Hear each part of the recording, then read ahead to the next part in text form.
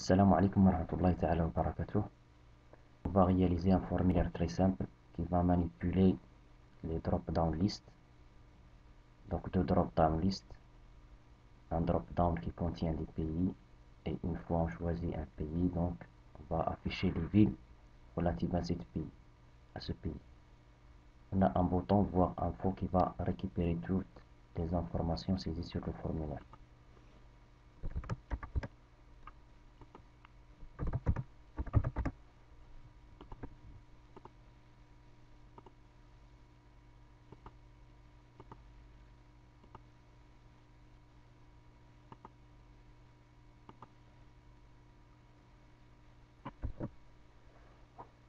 Alors pour réaliser ce formulaire, on va insérer un tableau qui contient 1, 2, 3, 4, 5 lignes et 2 colonnes.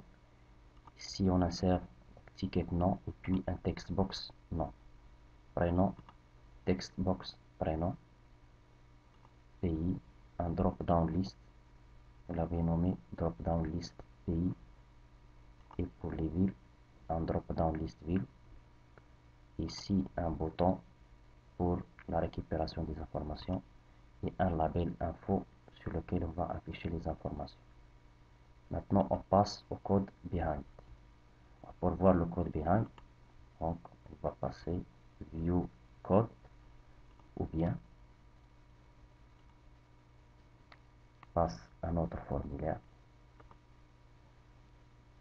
et on affiche donc le web form drop down list aspx.cs ou bien à partir d'ici view code. Alors j'ai déjà préparé le code, on va l'expliquer rapidement.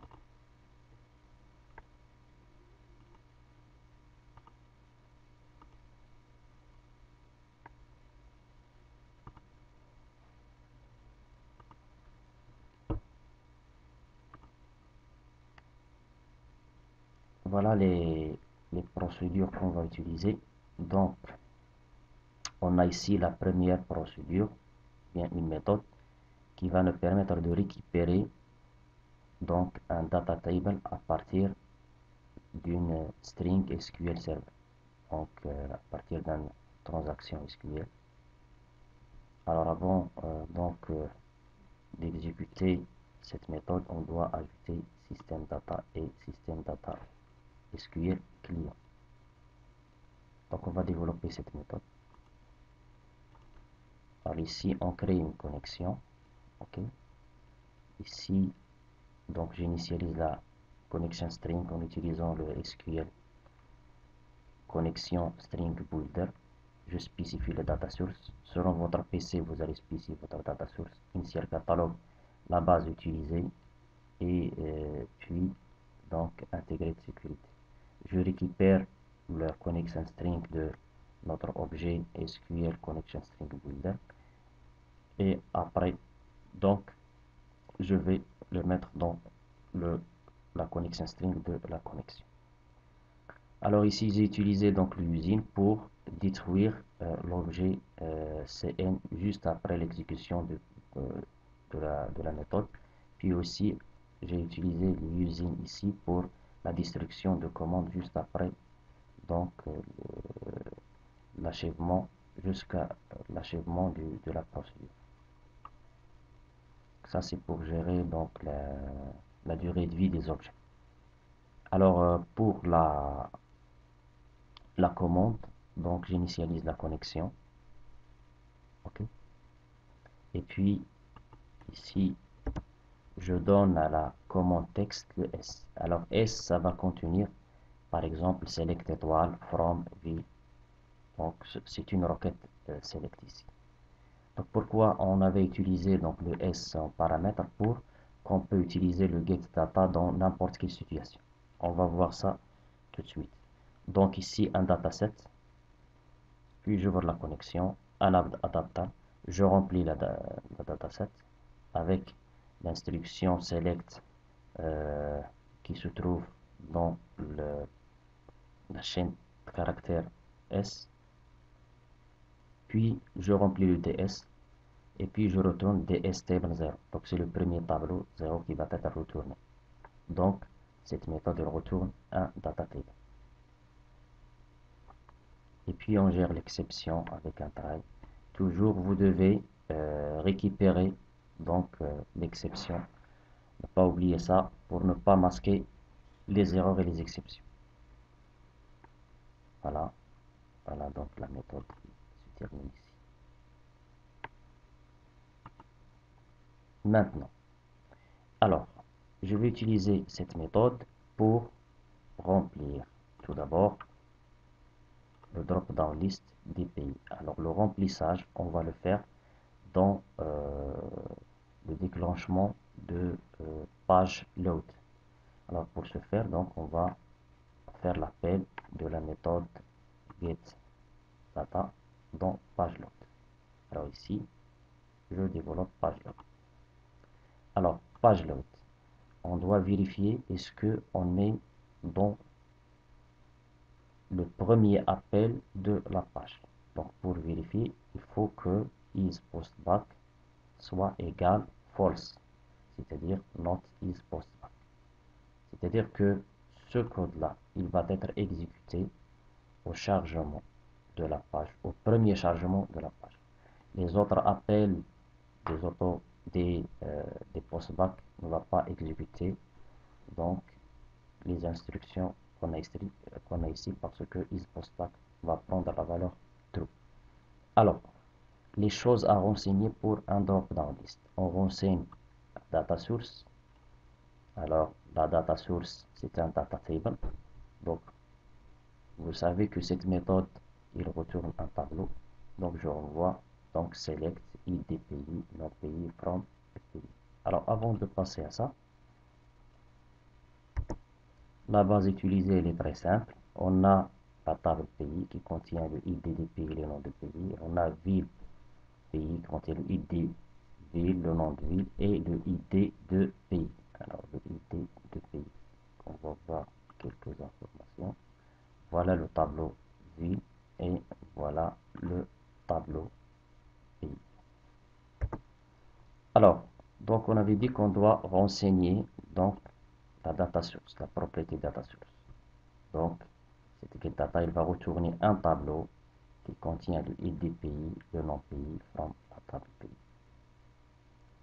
Alors, la deuxième propriété qu'on doit renseigner, c'est les informations qu'on veut afficher dans le drop-down list.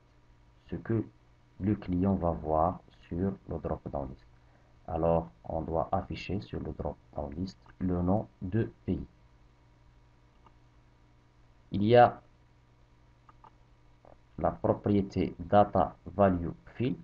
C'est une information qui va être encore stockée sur le drop-down list, mais il n'est pas visible pour le client. On va l'utiliser pour des buts de filtrage des villes.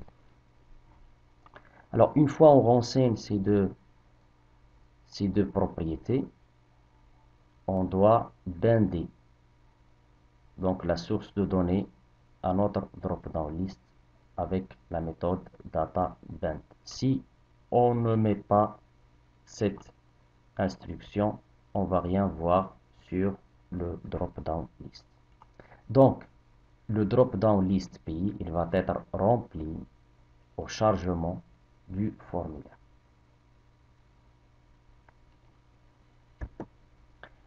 Alors, maintenant, on veut que si on choisit un élément du drop-down list pays, on veut que les villes se filtrent et il nous affiche que les villes relatives au pays choisi. Alors, pour ce faire, il faut tout d'abord que le drop-down list peut effectuer un postback. Donc, on doit cocher Enable Auto Postback. Une fois vous cochez ça, ou bien vous rajoutez l'attribut Auto Postback égale True. Après, on doit générer donc une méthode qui va être exécutée quand on change la sélection sur pays. Alors, pour ce faire, soit on met double-clic sur le drop-down list, donc double-clic. Voilà. Donc voilà le double-clic. Ça on va, ce que j'avais ajouté, donc on va l'expliquer. Alors ici, c'est la procédure drop-down list pays, selected index changing. Bien sûr, c'est un événement.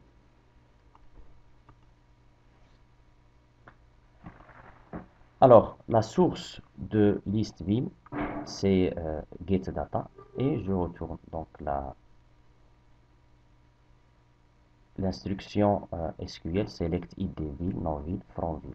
Mais je ne vais pas voir toutes les villes, seulement les villes qui ont un id pays qui est égal au id pays qui se trouve dans les listes pays, c'est-à-dire la value, selected value. Alors, selected value, c'est la valeur qui se trouve dans data value field, c'est-à-dire le id pays. Donc, il va récupérer le id pays. Donc, qu'est-ce qu'on va voir?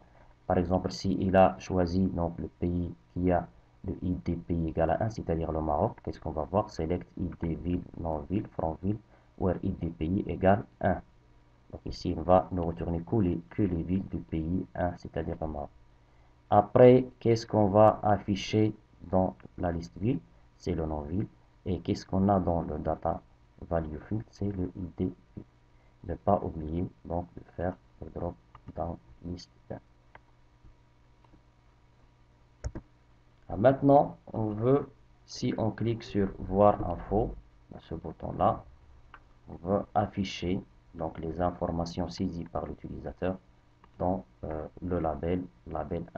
Donc pour générer l'événement, donc double-clic sur le bouton. Voilà, voilà le code qu'on a fait.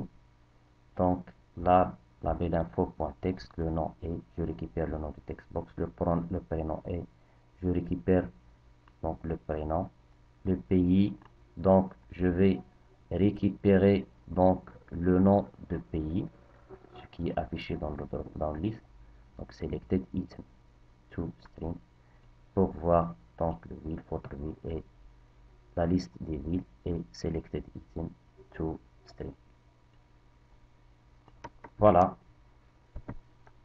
Maintenant, si on exécute,